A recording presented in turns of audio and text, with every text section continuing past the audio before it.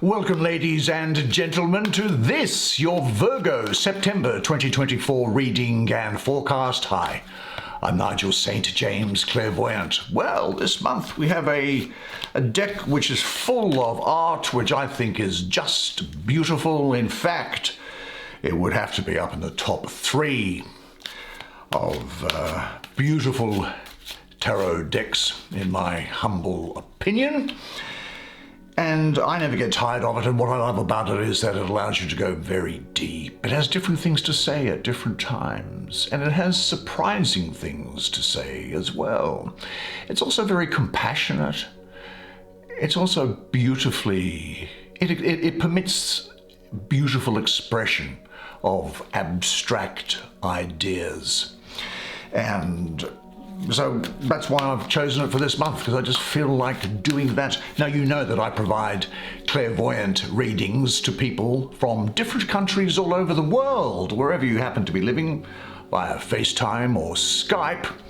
And if you're curious about what might be involved in that, just check out the information which is in the description box below. Now, the other spiritual gift that I was provided at birth is the gift of healing. Now, healing comes through me and not from me, as you would expect, of course. But the gift was provided to me on the basis that I get nothing in return for it. If somebody approaches me requesting healing, I am to provide the healing, and I'm to provide it for free, without any obligation, without any expectation, complete. It is what it is. I would encourage you to not be shy and to just reach out in the way that is set out in the description. Now, there are no video advertisements breaking their way into this content, and so you get to enjoy the experience throughout without any commercial interruption. Now, because this is so talkative, this deck, let's just take 5 cards and show me the magic. Ace of Swords. The Chariot. What, a chariot? The 10 of Cups, you're obviously coming out as well. The King of Swords. What might there be here? There is the 6 of Discs. Well, why don't I bring the camera around? You and I can have a good close look at the artwork that's on these cards together while the cosmic energies swirl and speak to us both, and I'll do the reading for you.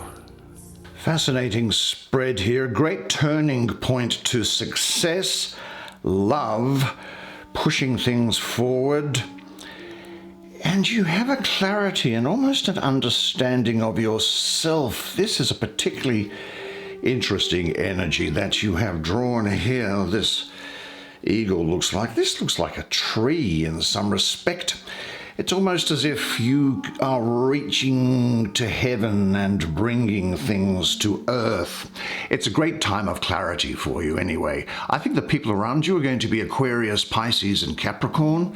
A lot of intellectual clarity now and original thinking, brilliant powers of thought. And there's almost as if there is a divine inspiration around. I think you get not only a new perspective on life, but also upon yourself, and things that were previously unclear, you now can get to the heart of the matter. You've got a new vision, and you'll be pursuing opportunities that draw upon your creative and mental abilities. But this image that I'm getting here, almost of a tree, it's as if there's something that wants to be said, a language coming to you from the other realm, which is really almost impossible for me to translate into English. There's a sense of you understanding yourself. That's what's coming up. Look, maybe I can best do it by talking, giving you a story about my experience of trees. Well, because, you see, this is looking like a tree. You see, for me, trees have always been the most remarkable teachers. Now, I respect them when they live in tribes and families, in forests and in groves, and even more I respect them when they stand alone They stand, don't they, like lonely persons, not like hermits who have stolen away out of some weakness, but like great solitary men, like Julius Caesar or Napoleon Bonaparte. Now, up in the highest branches, of course, the world rustles by, the ups and downs, the cares and the joys. And their roots, well, they grow down into infinity. But they don't lose themselves there in infinity. They struggle with all the force of their lives for one thing only: to fulfill themselves according to their own laws, to build up their own form, to represent themselves. Now, nothing is holier, I guess, or more outstanding than a beautiful, strong tree. And when a tree is cut down and reveals its naked death wound to the sun, you can read the whole history in the inscribed disc of its trunk, can't you? In the rings of its years, its scars, all the struggle, all the suffering, all the sickness, but all the happiness and all the prosperity. They also stand truly written, the narrow years and the luxurious years, the attacks withstood, the storms endured. Trees are sanctuaries in a way, and if you know how to speak to them, and if you know how to listen to them, you can learn the truth. They don't preach learning, and they don't preach details. They speak of the ancient law of life. A tree says, "A kernel is hidden in me, a spark, a thought. I am life from eternal life." The attempt and the risk of that eternal mother, the risk that she took with me, it's unique. Unique in the form and the veins of my skin, unique in the smallest play of my leaves, in my branches, and in the smallest scar on my bark. I was made to form and reveal the eternal in my smallest special detail. Now, and sometimes you might feel under pressure and feel that you can't bear your life any longer. Then a tree has something to say to us all. Be still. Be still. Look at me. Life is not easy. Life is not difficult. Those are childish thoughts. Let God speak within you, and your thoughts will grow silent. Now you become anxious because your path leads you away from mother and home. But every step and every day, they lead you back again to the mother. The home is neither here nor there. Home is within you, or it is nowhere at all. And I think with this sense of self-centeredness that I just feel that you're getting, you start to say to yourself, it's time to move, but time to plan. Where am I going to go? How best am I going to do it? Here is the Chariot. A lot of Cancer energy around this here. This is the child of the powers of water, the lady of the triumph of light. And it is speaking for you now of a new beginning and, importantly, a change for the good. There is also some looking within, introspection, which is not surprising given the abstract messages that were coming through there. But what you do have is you have triumph, you have victory in the face of adversity, and you overcome problems, and you have success, which is repeated here, with little or no support. You might also find that you are coming to the help of somebody else.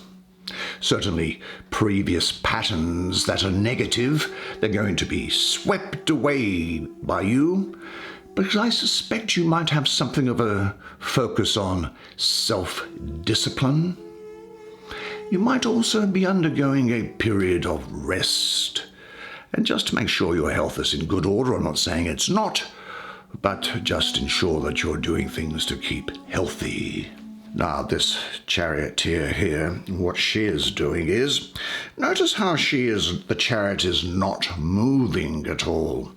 And this pink flower here, well, that's almost the Holy Grail, isn't it? Now, what she is doing is she is looking at all the possible consequences before daring to set the chariot in motion on a new beginning. She's looking at all the possibilities, because once she has chosen to start, there will be no turning back. Nothing will be able to stop the journey. Now, this is a new phase coming along here. It could be a new phase in a relationship, or in a living situation, in a job, or just a new phase of life. But this is saying that nothing should be hastily decided. Everything now requires exact preparation and detailed planning. But once all the groundwork is done, then your new start should not be unnecessarily put off, because I see that everything here is pointing towards favorable developments. I think you're going to be leaving or wanting to leave some of the boring routine of daily life behind you. And these 4 wolves that are here, they are the energy that set the chariot in motion, really, aren't they? You're now in the position, I think, also to engage successfully, I must say, in a lot of different activities. And this variety of activity, that's going to enrich and stimulate you. Now, the oncoming change promises to lead to a positive phase of your life. This is a turning point for you. I suspect some things probably haven't been going all that well. Now things are going to turn around. So ready yourself, put your affairs in order, and examine all the possibilities that are out there for you, because I do suspect, as I say, that you are going to leave a lot behind, and that could be things, situations, could even be people. Now, what area of your life will be changing, and are you ready to get rid of the old to allow the new to come in? I think it's important for you to look for and to create for yourself a loving, secure environment. There you can plan to change your journey. Again, I'm getting this thought that your body needs attention and activity now. Say this to yourself: I motivate others positively. I am a responsible person, and I am responsible for what I cause. I can accomplish things really well and easily, and I am putting my life in order and preparing for the new beginning. Well, let's have a look at what's underneath this, shall we? And it is what? There's a rather interesting painting here. You see the skeleton of a mother, I suppose, and the skeleton of a child. That's a style of art that was around for a couple of hundred years, up until the 1800s, known as memento mori. It was fashionable to remember the moment of death. There is no death here for you. I just point that out. What I also see, interestingly, around here is this. Now, I'm not selling religion, of course, but I'm a geek for religious texts from different cultures all around the world. And this does remind me of a scene in the last book of the Christian New Testament, the book of Revelation, which I'm sure it's chapter 6, verse 3, that says, "Then the Lamb broke open the second seal, and I heard the second living creature say, 'Come.' Another horse came out, a red one, and his rider was given the power to bring war on earth so that people would kill each other, and he was given a large sword." Now, there's no killing or death associated with this. I just have this brain that just happens to have like a database for trivia. I don't know what it is. Now, here we have Mars in the third decan of Pisces. Well, Mars is disruptive, you might think. And you might think that it conflicts with peaceful Pisces. But it's the third decan of Pisces, the 19th of March. And Mars is sitting there, as far as I can see it, because that is the last 10 degrees of the zodiac year. The next decanate, that is 0 degrees Aries, the spring equinox, which is the 21st of March, that has Mars governing its first decan, or its first 10 degrees. So you've got Mars governing the last 10 degrees of the zodiac and the first 10 degrees of the New Year's zodiac. So the energy, the double Mars there is the energy to keep the whole thing going. At least that's my analysis of it. But with Mars in Pisces here, I see great satisfaction, fulfillment radiating here from you. There is emotional stability, a happy family unit. Maybe one of your dreams shall be becoming a reality here. There is also the Mars in Pisces is here. It's expressing itself not by being crude or unruly, but it's also providing the apparently fragile being, that's you, with the decisiveness needed to bring forth into the outer world the beauty that you hold within. Now, this doesn't require any dramatic displays of emotion, because a fulfilled person like you now simply radiates beauty, and you will be recognized by the fruit that you bear. Now, there is an emphasis here on love and love relationships. Love is an interesting thing, isn't it, you know? Look, to love at all is to be vulnerable. Love anything and your heart will be wrung and squeezed and possibly broken. And if you want to make sure of keeping it intact, you must give it to no one. Not even an animal. Wrap it carefully around with hobbies and little luxuries, and avoid all entanglements. Lock it up safe in a casket or a coffin of your personal selfishness. But in that casket, safe, dark, motionless, airless, it will change. It will not be broken. It will become unbreakable, impenetrable, unable to be repaired. You see, to love is to be vulnerable, open to heartbreak, to sadness and to grief, as much as to joy and ecstasy. Now, this is a particularly good energy for love, for you generally, in all sorts of relationships. I might say also it's extremely good energy for those who are involved in consulting with people, or in dealing with members of the public in a retail sense. or for people who are involved in selling things to other businesses. This is pushing you forward, this energy, so let everything develop by itself. Everything is going to come to you at the right moment. And you will be completely fulfilled.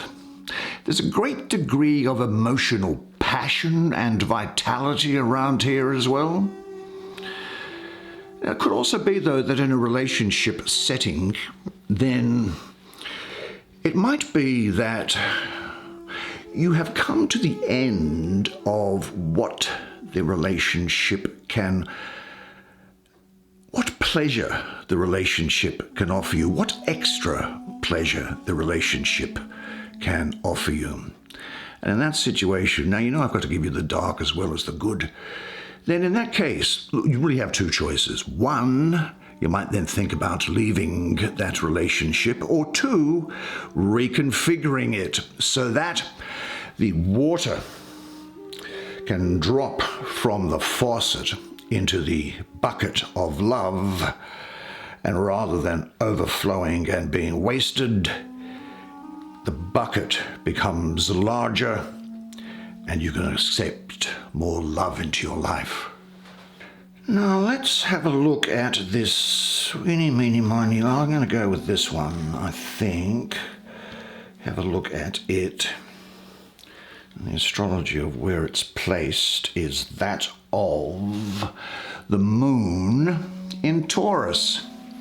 Well, this is really good because the moon is exalted in Taurus, and this is a good sign for you. Now, the moon, of course, it changes. It's transient, isn't it? It waxes, it wanes, it goes dark, it comes full again. But this is talking to you of success, the external manifestation of the inner wealth that you have, which no doubt has come from that, almost like that revelation that you were, that inspiration that you were receiving from this card here, it seems.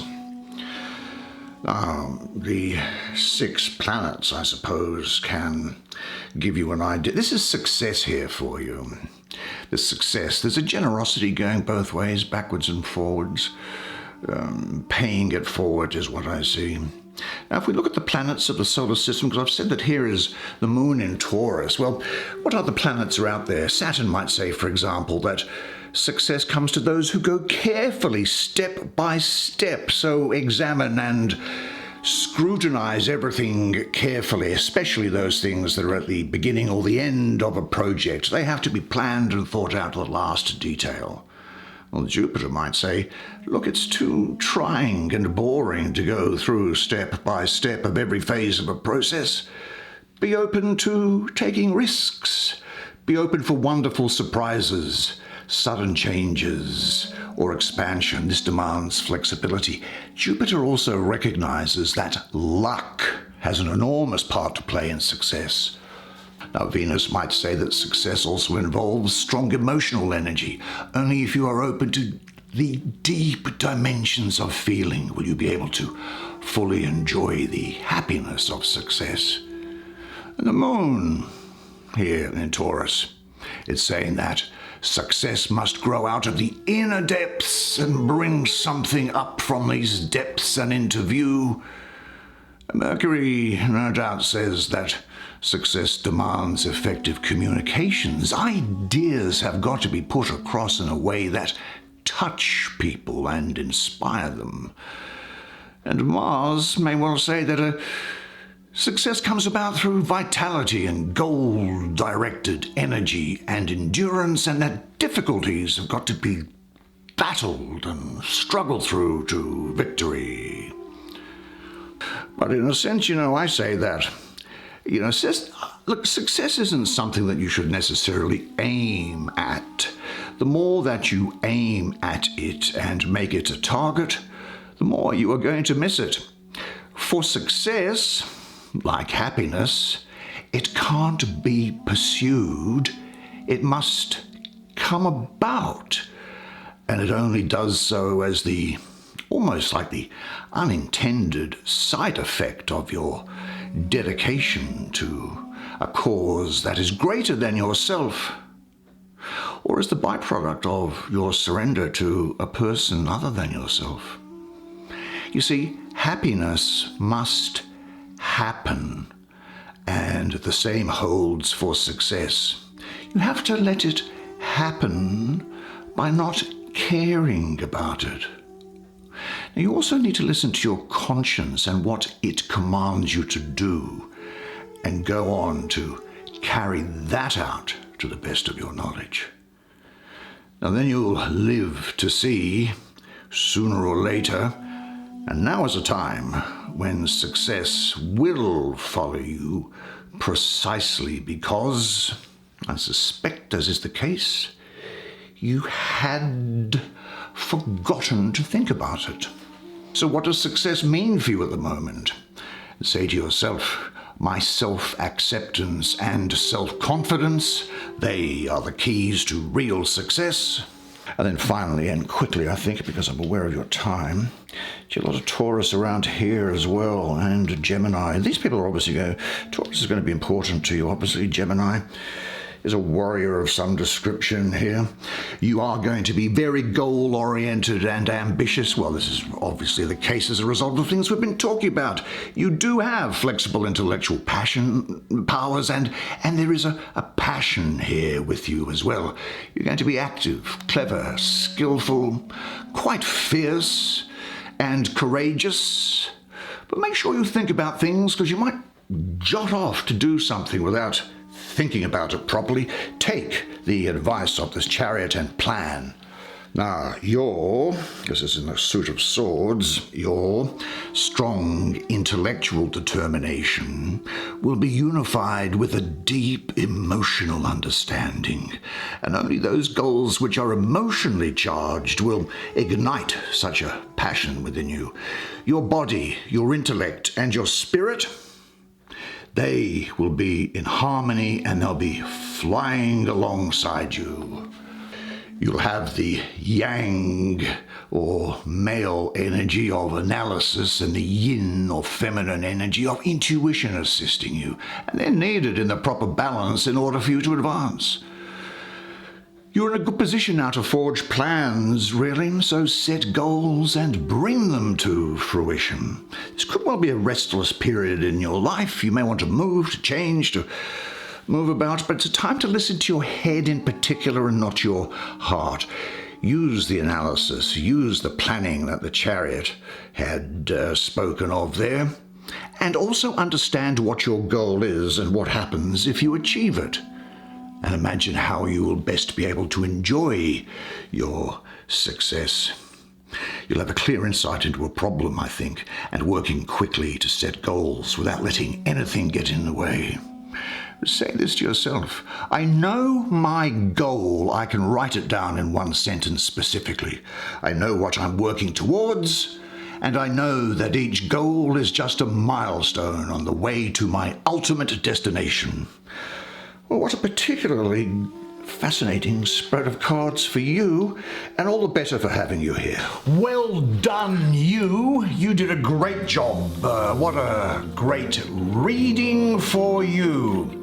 And I hope you enjoyed it as much as I did. I thought, and these cards are gorgeous, I think, in a way, but I'm no artist, but they just appeal to me. Now, unless I see you privately for a clairvoyant reading or for a healing in the meantime, then I'll see you here again this time next month.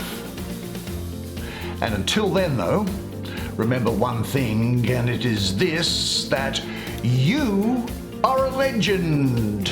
And I look forward to seeing you again next month. And until then, it's bye for now.